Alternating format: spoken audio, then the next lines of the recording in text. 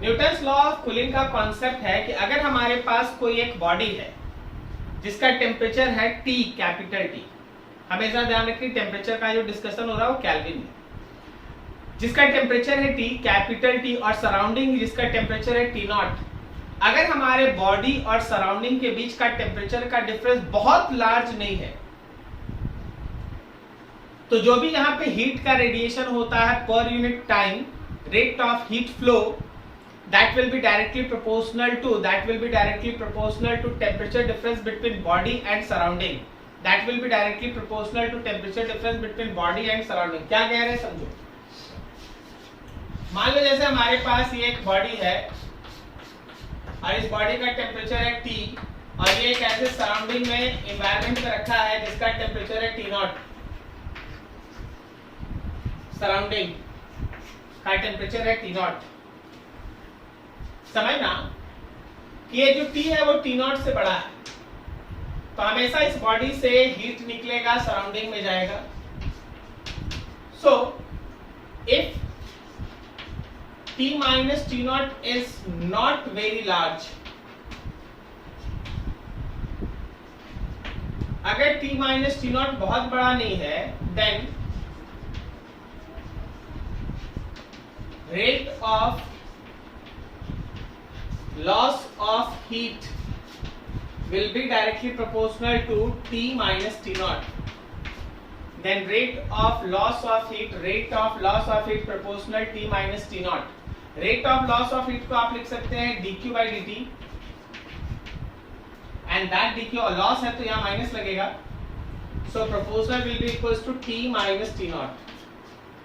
ये रहा हम लोगों के पास न्यूटन्स लॉज ऑफ कूलिंग का कॉन्सेप्ट। अगर किसी बॉडी और सराउंडिंग के बीच टेम्परेचर का डिफरेंस बहुत बड़ा नहीं है, तो वैसे केस में जो पर सेकेंड जो हमारे बॉडी से हीट का लॉस होता है, that will be directly proportional to temperature difference between body and surrounding. ठीक है, T माइनस T नॉट। आप चलो यहां से थोड़ा सा आगे बढ़ो। मान लो जैसे आप इस प्रोपोर्शनैलिटी को हटाते तो यहाँ एक कांस्टेंट आता है T माइनस T नॉट। ये अब जरा गौर करना, किसी भी बॉडी को आप लेके चलिए, मान लीजिए जैसे ये आप बॉडी सेलेक्ट किए हैं, हमारे पास फॉर एनी बॉडी, कोई भी आप बॉडी लेके चलो, देखो और समझो। शुरुआत में इस बॉडी का टेम्परेचर है T1 greater than T naught is the temperature of surrounding, so यहाँ हीट का लॉस हो रहा है।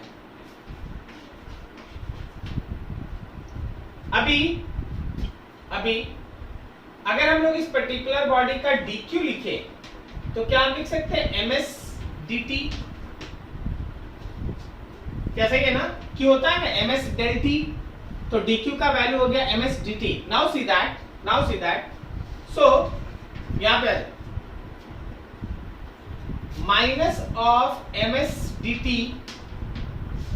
By dt is equals to kt minus t naught. देख भाई यहाँ पे हर t का एक मीनिंग है, यहाँ कैपिटल T बताता है टेम्परेचर को, तो स्मॉल t बताता है टाइम को। जब आप इसको मैथमेटिकली एडजस्ट करते हैं, जरा गौर करिएगा, समझिएगा, जब आप इसको लिखते हैं dt by T minus T not, तो उधर है k बाई ms, मान ले एक माइनस साइन है, और dt। अब यहाँ पे लाइन समझना,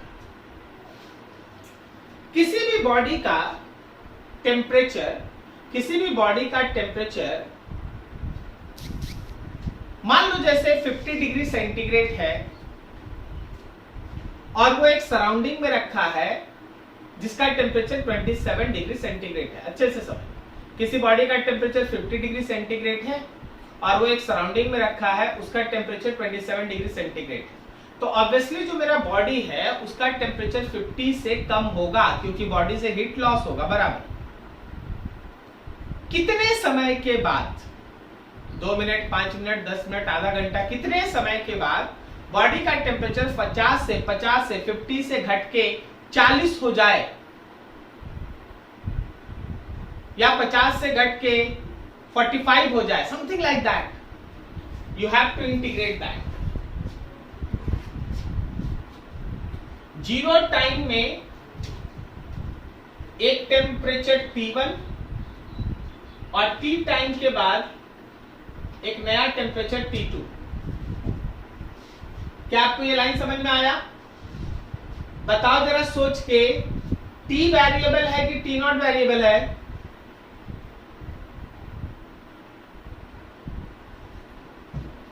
कौन है वेरिएबल उसमें? T variable. तो क्या इसका इंटीग्रेशन ln होगा T minus T not, T1 से T2 minus K by MS, और यहां पे T 0 से लेकर T तक।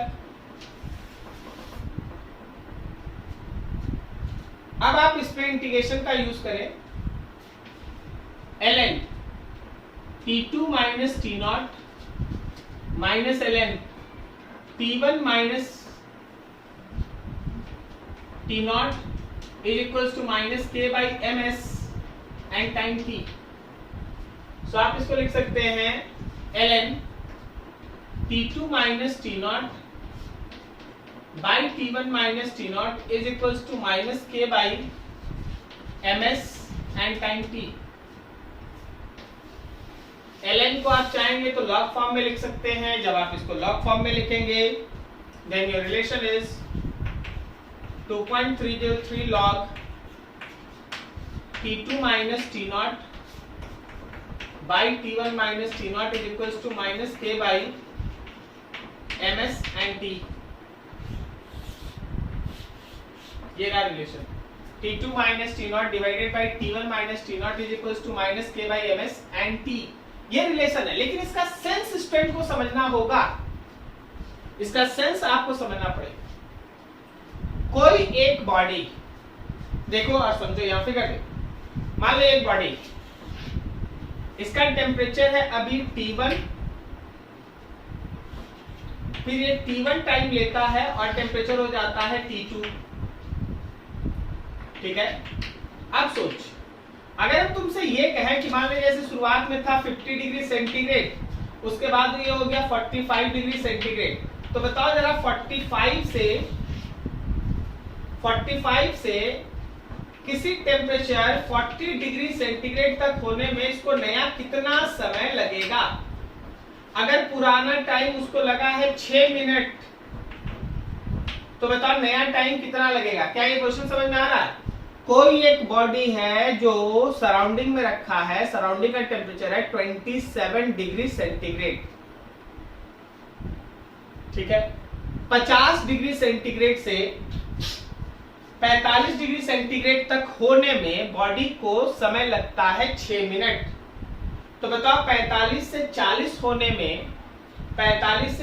होने में बॉडी को कितना समय लगेगा? क्या आपको ये क्वेश्चन समझ में आ रहा है? कोई बताओ, जो वो टाइम आएगा T2 टाइम आएगा वो 6 मिनट होगा, 6 मिनट से ज्यादा होगा या 6 मिनट से कम होगा? बोलो बोलो। 6 मिनट से ज्यादा होगा, very good.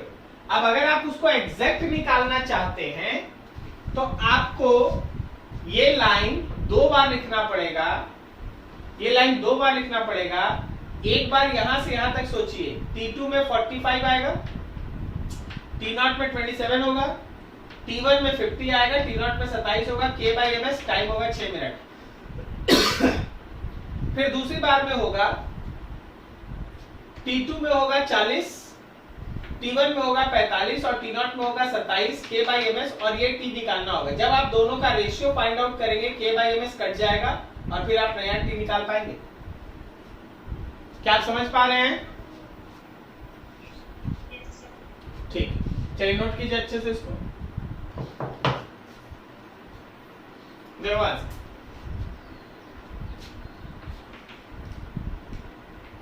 From 50 degree centigrade to 45 degree centigrade, equation हो जाएगा log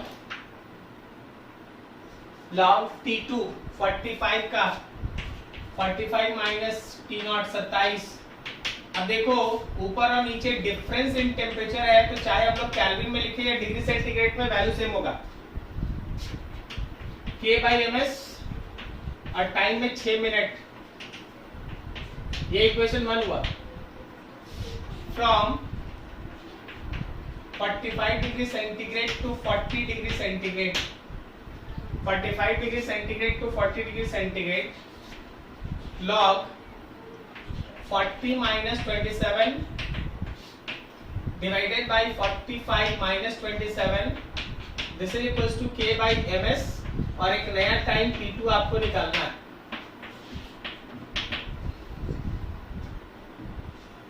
दोनों रेशियो को सॉल्व करो, डिवाइडिंग इक्वेशन 1/2। जब आप 1 और 2 को डिवाइड कीजिएगा तो यहां देखिए log 45 माइनस 27 18, नीचे 50 माइनस 10 23, फिर से log यहां देख लो 40 माइनस 27 13 और नीचे 18। This will be equals to minus K/ms cancel 6 minute by T2। Solve करके T2 निकाल दो आंसर। समझे जी आदित्य बाबू? ठीक है, यही वो नोट करो यार।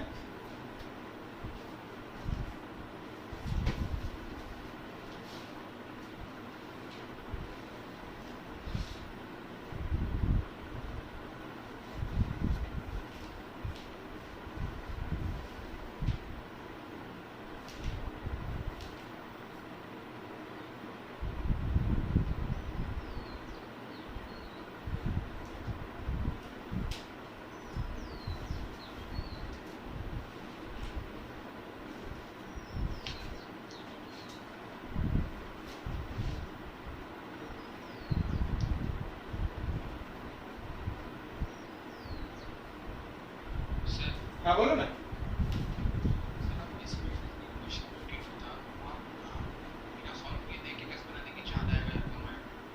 कौन सा? ओ वो वाला कि ये बिना सॉल्व किए हम लोग कैसे बता दिए ना, यही ना। अच्छा चीज सुनना समझना कि मान ले एक कप चाय बनाता है, उसका टेम्परेचर होता है suppose 80 degree centigrade, 80 degree centigrade. अब तुम उसको रख दो तुम उसको 80 डिग्री सेंटीग्रेड से तुम किसी रूम में रख दो जिसका टेम्परेचर है 27, तो अभी डिफरेंस कितना हो गया? डिफरेंस हो गया 53 डिग्री का। 53 डिग्री का डिफरेंस हुआ ना, तो हीट का लॉस होगा। मान लो 80 डिग्री से 70 तक पहुंचते पहुंचते उसको लगा सपोज 10 मिनट लगा, ठीक है। तो देख जब डिफरेंस था 53 का तो 10 मिनट लगा। अब 70 से 60 फिर से 70 से 60 करना है, लेकिन अभी डिफरेंस 53 का नहीं है, अभी डिफरेंस केवल 43 का है।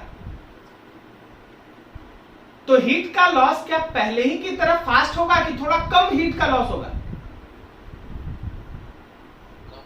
कम होगा। तो उतना ही 10 डिग्री सेंटीग्रेड घटने में पहले अगर 10 मिनट लगा था तो अभी 10 मिनट लगेगा कि 10 मिनट की जगह 11 मिनट 12 मिनट ऐसा लगेगा ना।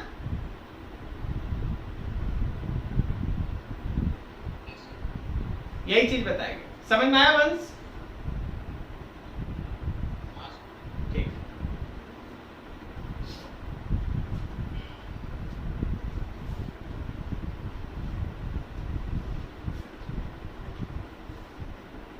अब जरा चीज को थोड़ा और डीपली समझ।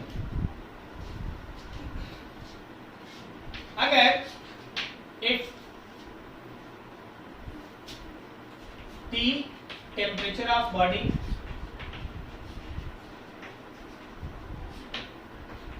T0 temperature of surrounding,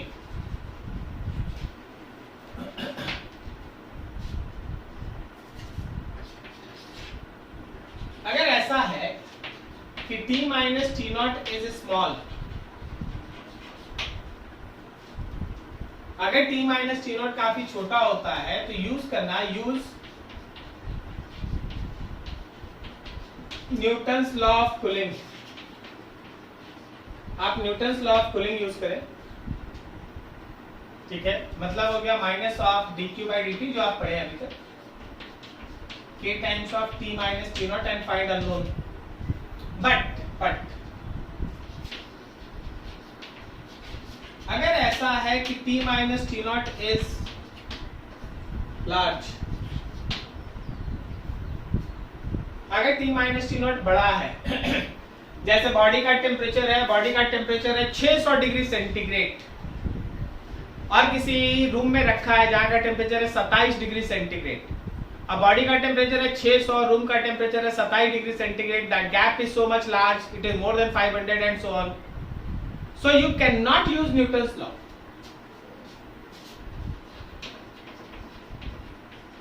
we can not use Newton's law of cooling. आप उस समय न्यूटन्स लॉ ऑफ कूलिंग नहीं लगा सकते, तो आखिर हम लोग अननोन कैसे निकालेंगे? देन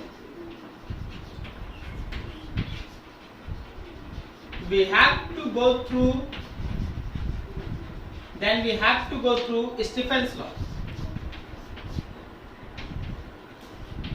हम लोग को स्टीफेंस लॉ से जाना होगा, ठीक है, मतलब ये ऐसे केस में आप ऐसे लिखेंगे, एनर्जी इमिटेड पर unit time per unit area, ये आप सीख रखे हैं। अगर कुछ इमिसिविटी दिया है तो सही है, इनटू सिग्मा, क्या आपको याद है हम लोग पढ़े हैं T4 माइनस T04, आपको इसको यूज करना होगा, आपको इसको यूज करना, ठीक है। अभी देखो हम इसको और लिख देते हैं, एनर्जी इमिटेड पर unit time per unit area, इसको तुम dq बाई dt लिख लो, एरिया को इधर भेज दो, तो epsilon sigma a T4 minus T04, आप इसको यूज करो। अब देखो जब टेम्परेचर कम है, मतलब डिफरेंस जब कम है, तो देखो क्या है, dq by dt is equal, actually यहां से तो यही आता है ना कि जो dq बाई dt है वो minus constant t minus T not है, लेकिन जब यही डिफरेंस बड़ा हो जाता है तो T4 माइनस टी नॉट, ये तो कांस्टेंट है, ये तो कांस्टेंट है, किसी बॉडी का constant, dq by dt is equal to constant T4 minus T naught 4। क्या आपको समझ में आ रहा है? ठीक है, तो चीज ऐसे बनना है, ऐसे सॉल्व होना है, नोट करो यहां तक बढ़िया से।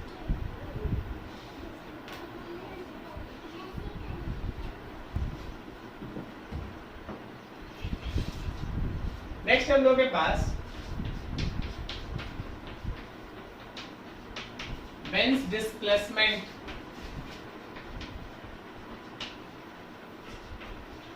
लॉ, बेंज डिस्प्लेसमेंट लॉ, ये लॉ क्या कहता है?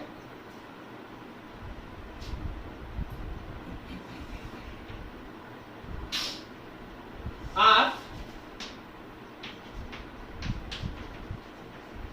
Intensity versus wavelength of radiation के बीच ग्राफ बनाएं। मतलब कोई एक बॉडी है, जिस बॉडी को हम लोग है ना,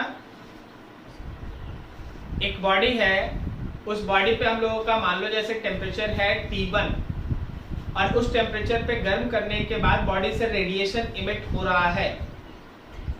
तो जब रेडिएशन इमिट हो रहा है तो हर तरह के वेवलेंथ का अपना अपना इंटेंसिटी है।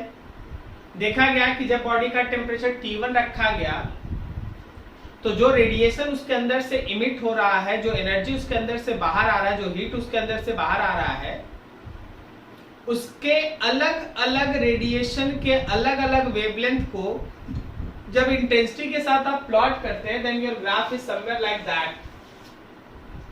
ये किसी एक टेम्परेचर T1 पे बना हुआ प्लॉट है, किसी एक टेम्परेचर T1 पे बना हुआ प्लॉट है। तो इस प्लॉट को अगर आप गौर से देखिएगा तो एक खास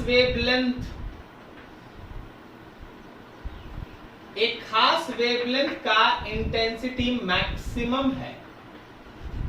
एक खास वेवलेंथ का इंटेंसिटी मैक्सिमम है, ठीक है।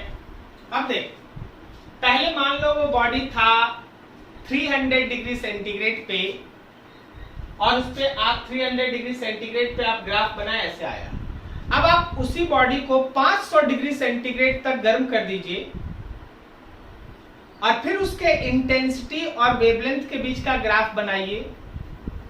Then graph is somewhere like that, ठीक है। T2 जो है वो T1 से बड़ा है। तो ध्यान रखना कि इस बार जो मैक्सिमम इंटेंसिटी का क्रॉसपॉन्डिंग वेवलेंथ है वो पुराने वाले केस से छोटा है। क्या कहना चाहते हैं, ध्यान रखें। If temperature of body increases, then wavelength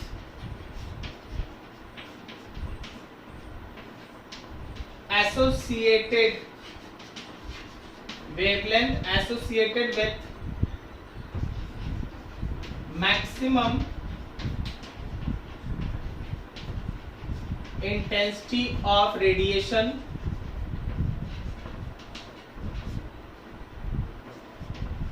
decreases। अगर हम टेम्परेचर बॉडी का इंक्रीज कर दें, अगर हम टेम्परेचर ऑफ बॉडी को इंक्रीज कर दें, देन जो वेवलेंथ है वैसे रेडिएशन का जो मैक्सिमम इंटेंसिटी इमिट करता है वो घटता है। मतलब आप ऐसा मानो कि जो वेवलेंथ मैक्सिमम है वो एक्चुअली टेम्परेचर के साथ इन्वर्सली है। अगर आप बॉडी के टेम्परेचर को बढ़ाएंगे तो मैक्सिमम इंटेंसिटी वाला जो वेवलेंथ है वो घटेगा।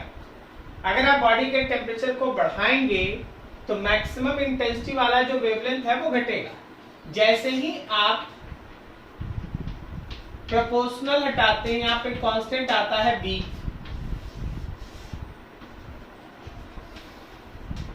where b equals to Wiens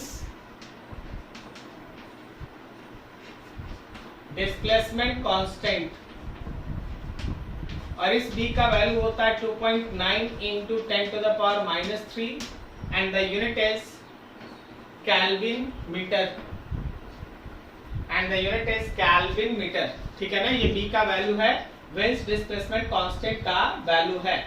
now think, यहां थोड़ा सोचना, अगर हम लोग एक छोटा सा ग्राफ बनाएं, अच्छा इसको तुम एक और लाइन बढ़ा लो, पहले वो देख लो, t से इसको मल्टीप्लाई करो। हम लोगों के पास है lambda maximum is b by T. अगर हम लैम्डा को t से मल्टीप्लाई कर दे तो b, और b का मतलब कांस्टेंट। इसका मतलब ये है कि एक वेवलेंथ और उसका टेम्परेचर का मल्टीप्लिकेशन दूसरे वेवलेंथ और दूसरे टेम्परेचर का मल्टीप्लिकेशन के बराबर। एक वेवलेंथ और उसका टेम्परेचर का मल्टीप्लिकेशन दूसरे वेवलेंथ और दूसरे टेम्परेचर के मल्टीप्लिकेशन के बराबर, ठीक है। आप अगर इस ग्राफ को देखिएगा ध्यान से, एकदम ऐसा क्वेश्चन रहता है, मेंटली तैयार रहिएगा। इंटेंसिटी और वेवलेंथ,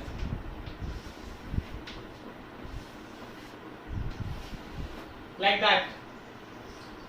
ये टेम्परेचर T1 है, ये टेम्परेचर T2 है, ये टेम्परेचर T3 है। बोला गया T1, T2 और T3 को इंक्रीजिंग या डिक्रीजिंग ऑर्डर में सजाओ। कोई देख के बता सकता है सबसे बड़ा टेम्परेचर कौन है?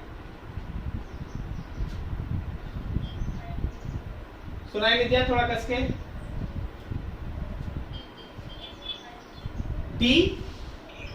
T1, एकदम सही।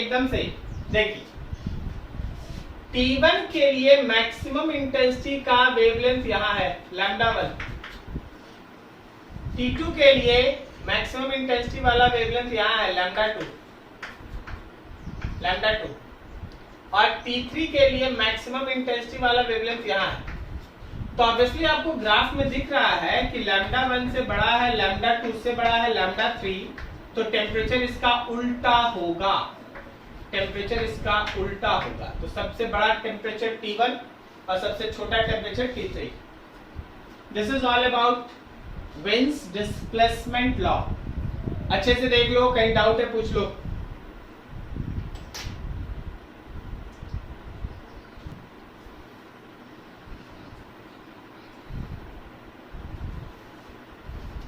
हो गया?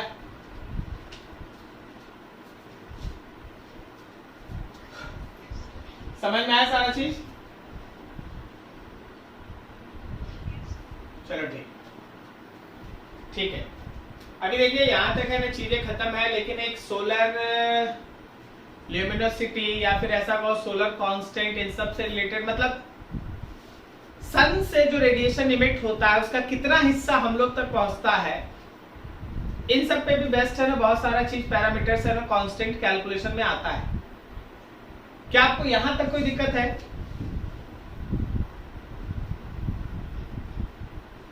तो देखिए सन वाला कांस्टेंट है ना, वो आप लोग है ना लोअर मतलब क्लास में पढ़े होंगे कि सन कितना एनर्जी इमिट करता है और उसका कितना हिस्सा हम लोग तक पहुंचता है, उसका पावर कैसे निकलता है, intensity of emission, intensity of radiation जो हम लोग गेन करते हैं वो सब कैसे निकलता है, ये सब आपका पहले से दिया हुआ चीज। ठीक है, अभी देखो हम उसके लिए है ना कुछ फिगर्स बना रहे हैं, आप उस पर ध्यान लगाइएगा।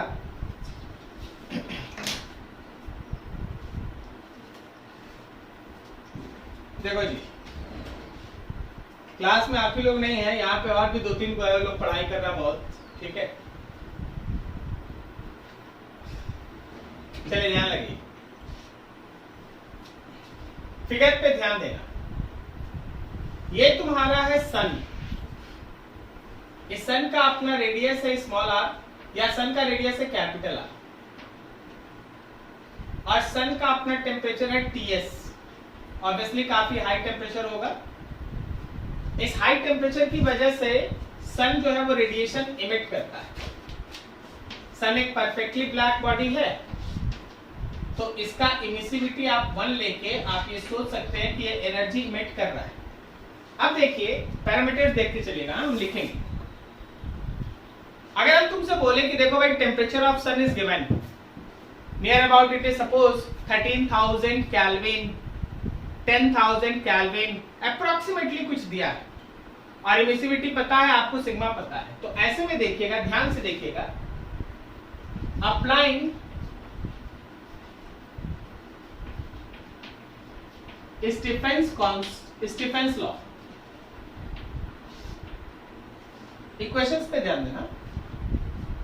हम लोग पढ़े हैं energy per unit time per unit area, and that will be equals to sigma temperature of sun पे power 4। Energy per unit time, क्या power of radiation of sun, PS को लिख सकते हैं area of sun, area of sun sigma temperature of sun पे power 4। क्या ये समझा? पर सेकेंड कितना एनर्जी सन इमिट करेगा, पर सेकेंड कितना एनर्जी सन इमिट करेगा, area of sun, area of sun मतलब surface area. Okay, you can use that 4 pi radius of sun का 4 pi are square into sigma temperature of sun पे power 4। क्या ये समझा? इतना power सन emit करेगा, सन emitted पर सेकेंड। अब देखो हम लोग इस सन से कैपिटल आर डिस्टेंस अवे इस ऑर्बिट में हैं अर्थ के ऊपर। दिस इज अर्थ, ये तुम्हारा अर्थ है। मान लो radius of earth is RE and this is distance between sun and earth. ठीक है, अब जरा गौर करना कि सन से जो भी रेडिएशन निकला, सन से जो भी रेडिएशन निकला वो सब इस बड़े वाले स्फेरिकल शेल के ऊपर गिरा। सन से जो भी रेडिएशन निकला वो इस बड़े वाले स्फेरिकल शेल के ऊपर गिरा। ठीक है, तो अगर हम तुमसे ये बोले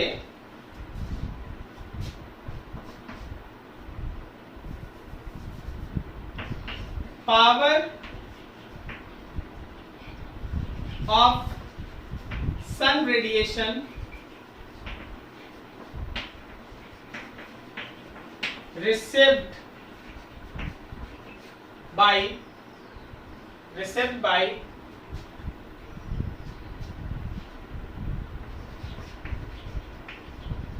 a spherical shell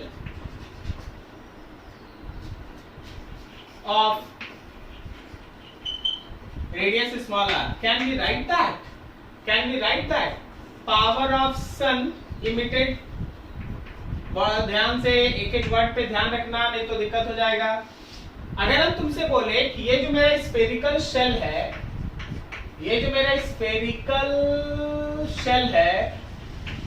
उस स्फेरिकल शेल पे कितना रेडिएशन पर सेकंड गिरा, तो वो तो उतना ही होगा जितना सन से निकला। उस बड़े से स्फेरिकल शेल पे, मान लो जैसे ये मेरा रूम एक स्फेरिकल शेल है और मैंने यहाँ बीच में एक बल्ब जला दिए, तो बल्ब से जितना पावर निकलेगा वही ना रूम के सरफेस पे गिरेगा। ठीक है, तो ये स्फेरिकल शेल जो एनर्जी रिसीव किया है पर यूनिट टाइम, जिसको आप पावर कह रहे हैं, वो तो एग्जैक्टली उतना ही होगा जितना सन से इमिटेड है। अब जरा गौर करना, अगर हम ये लिख दें intensity of radiation received by spherical shell। देख भाई ध्यान से, हम दो चीज में हम आपको क्लियर करके रखते हैं। पावर होता है energy by time, but intensity होता है energy by time into area. अब देखो, बताओ सोच के, intensity of radiation received by spherical shell, ये जो शेल है वो जो रेडिएशन गेन करेगा उसका इंटेंसिटी क्या सन से जो रेडिएशन निकल रहा है उसके इंटेंसिटी के बराबर है?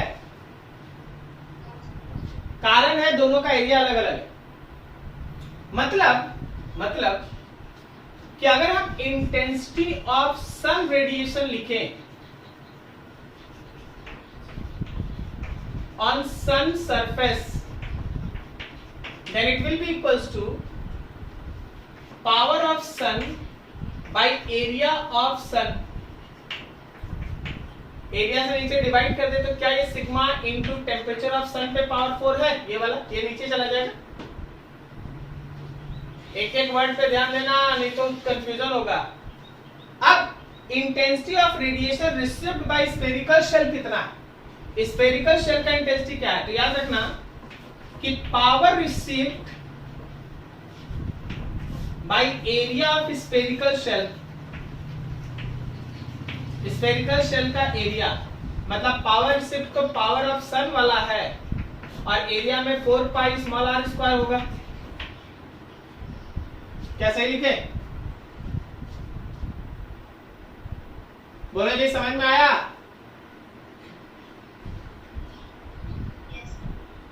आदित्य कुमार समझ रहे भाई?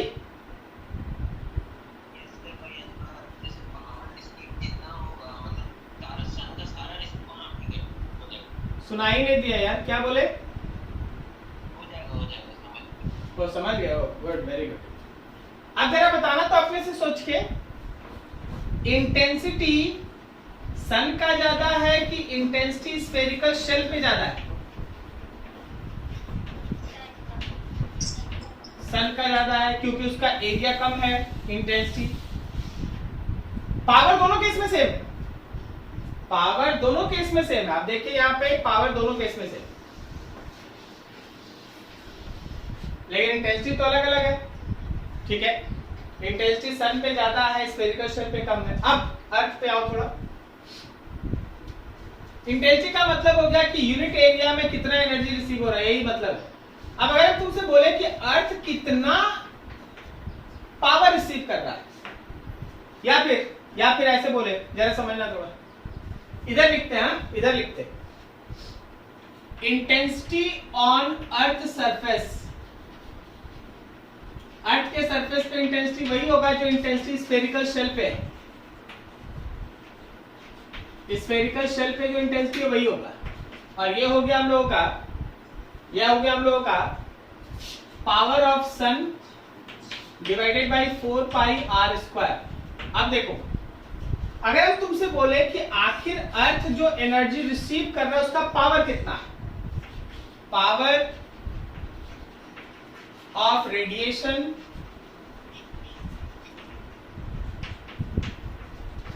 रिसीव्ड बाय अर्थ, तो क्या हम लोग इसको लिखेंगे intensity on earth into area of अर्थ।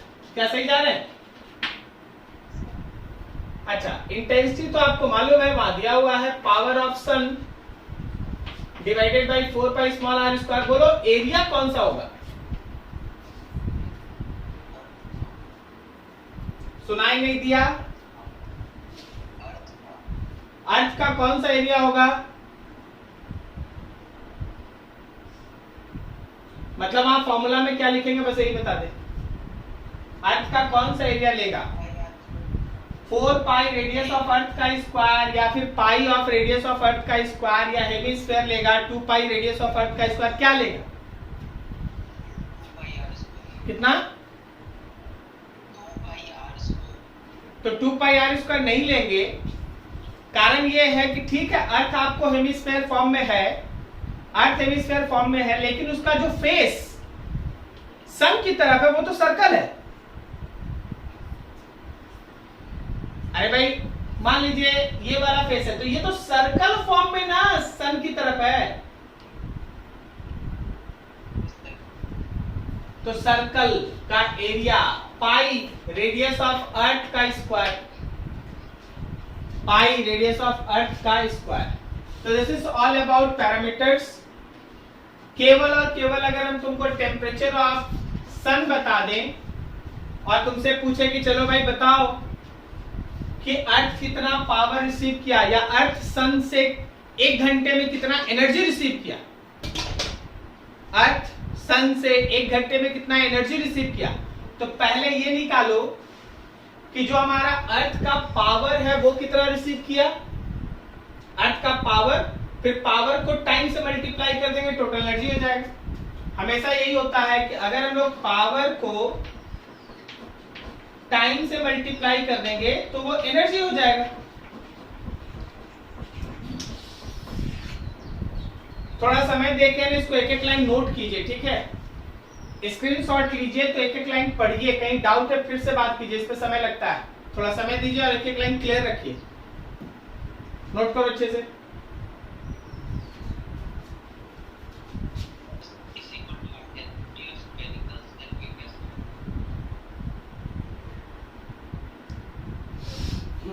ठीक है,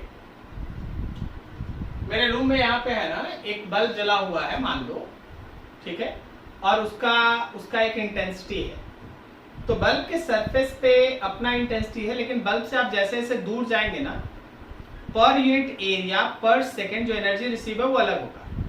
अब पर यूनिट एरिया पर सेकेंड, अब जितना दूर मेरे स्फेरिकल शेल का ये पॉइंट है उतना ही दूर अर्थ का भी पॉइंट है। क्या सही है ना? आप ये छोटा सा रेडियस भूल जाइए, वो 6400 किलोमीटर कोई फर्क ही नहीं पड़ता, यहाँ से यहाँ तक लाख 1.5 लाख है, ध्यान रखना, ठीक है? तो देख, जो इंटेंसिटी यहाँ पे पर यूनिट एरिया जितना एनर्जी रिसीव होगा वही एरिया ना, उतना ही इंटेंसिटी ना यहाँ भी रिसीव होगा। इसलिए लिखे कि कहाँ लिख दिए उधर, हाँ, intensity on earth surface is equals to intensity of spherical shell. जो स्फेरिकल शेल का इंटेंसिटी है वही अर्थ का है,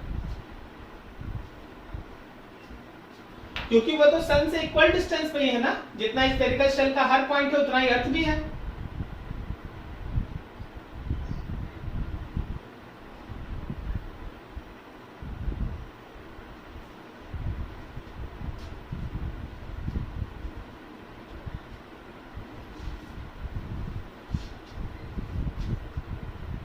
हो गया जी?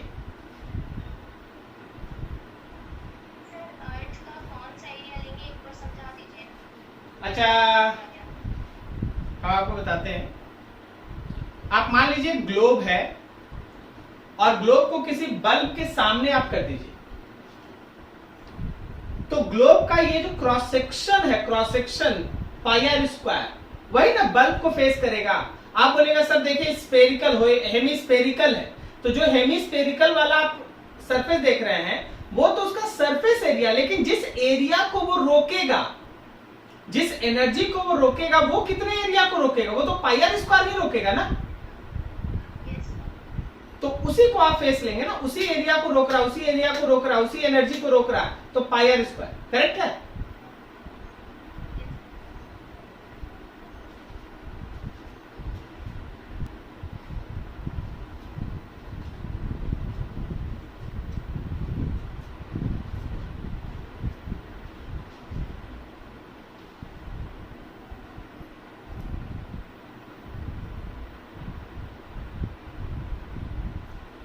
हो गया जी?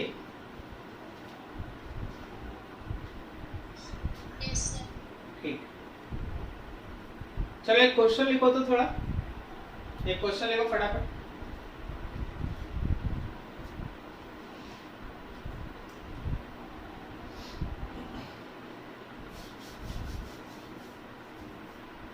देखो, if temperature of sun is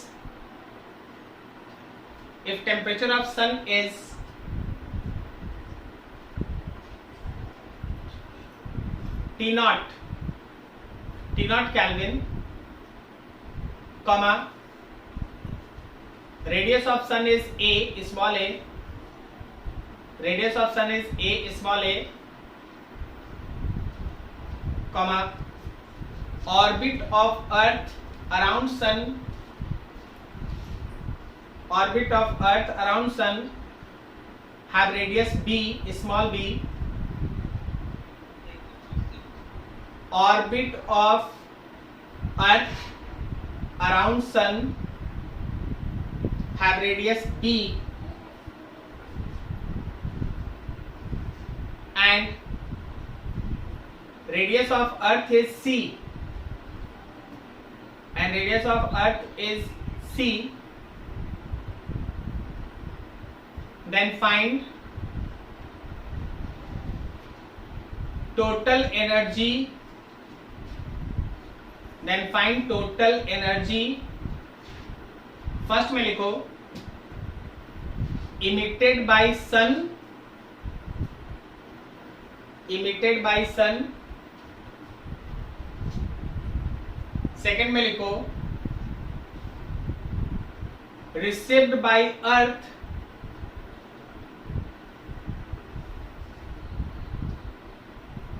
in time alpha, alpha time में सन कितना एनर्जी इमिट किया और उस एनर्जी का कितना अर्थ को मिला, ये तुमको बताना है, फाइनल आंसर बताना। चलो बनाओ फटाफट, कोई कैलकुलेशन नहीं दिए है, एकदम सीधा डाटा ऐसा पुट करो।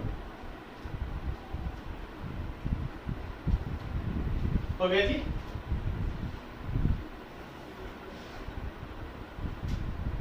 आंसर बताओ जी।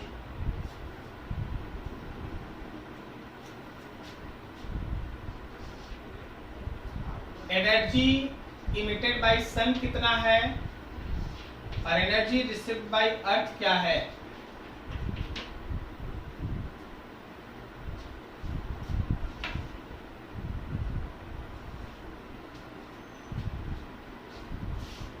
बोलो बोलो।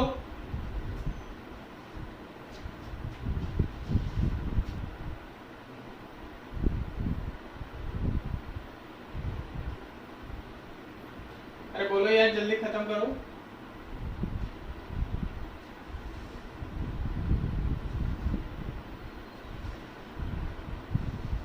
बोलो जी आदित्य कुमार, क्या बोलना चाह रहा है? माइक ऑन करके बैठा हुआ है।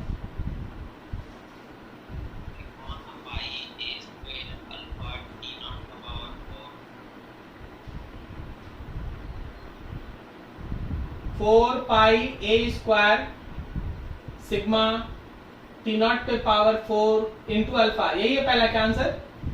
Yes. 4 pi A square sigma T naught पे पावर 4 एंड अल्फा।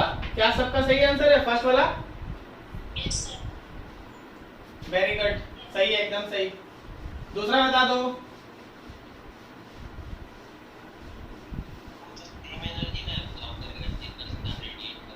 वाह वाह, वेरी गुड। यहां से जितना निकला सब इसी को मिल गया। तो इलो को क्या किया? इलो क्या किया?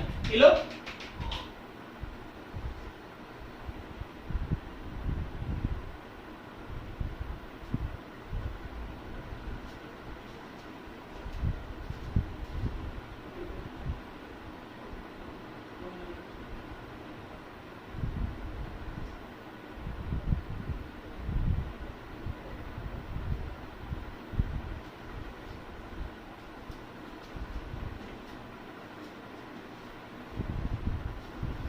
बोलो बोलो।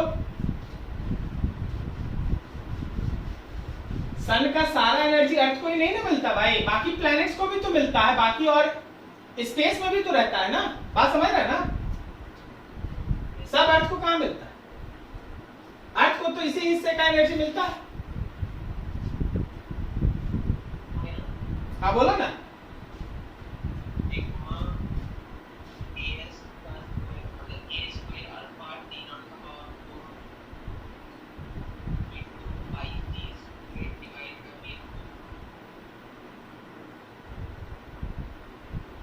देखो, इंटेंसिटी ऑन अर्थ सरफेस है ना, यहाँ क्या है? Power of radiation received by earth. ये पावर है जो रिसीव किया, बस इसको टाइम से मल्टीप्लाई करो। पावर ऑफ सन वहां है, जरा गौर करते चलना। This is power of sun, समझते चलना। यहाँ पे लिख रहे हैं 4 पाई ए स्क्वायर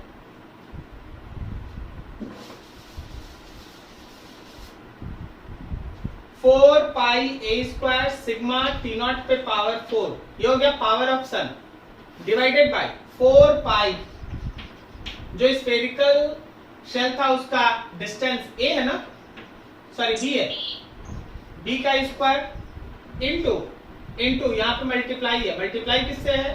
तो pi radius of earth is C multiplied with alpha.